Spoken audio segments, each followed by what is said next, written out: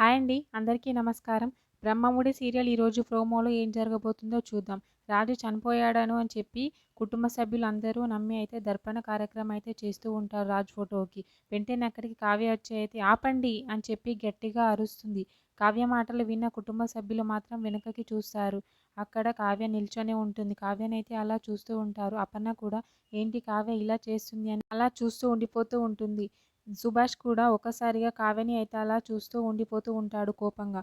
వెంటనే అక్కడికి వచ్చి కావ్య అయితే అక్కడ తాంబూలంలో ఉన్న పువ్వులు, పసుపు, కుంకుమ అన్నీ అయితే కింద పారేస్తూ ఉంటుంది. తనకి కోపం వస్తుంది. ఎందుకంటే తన భర్త బతికే ఉన్నాడని చెప్పినా ఎవ్వరు నమ్మరు. ఆ కార్యక్రమాన్నయితే అంతా నా కింద పారేస్తూ ఉంటుంది కావ్య. వెంటనే రాజ్ ఫోటోని తీసుకొని నా భర్త చనిపోలేదు, బతికే ఉన్నాడు.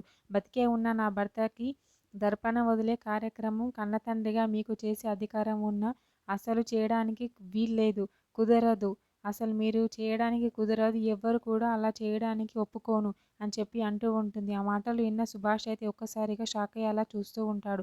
కావ్య అయితే రాజ్ ఫోటో తీసుకొని చాలా ఏడుస్తూ బాధపడుతూ నా భర్త బతికే ఉన్నాడు అని చెప్పి ఏడుస్తూ ఉంటుంది. రాజ్ అయితే ఇంట్లో కావ్యకి హాస్పిటల్లో జాయిన్ చేస్తాడు కాబట్టి అదంతా అక్కడ జరిగిన సంఘటన అయితే గుర్తు తెచ్చుకుంటూ ఉంటాడు.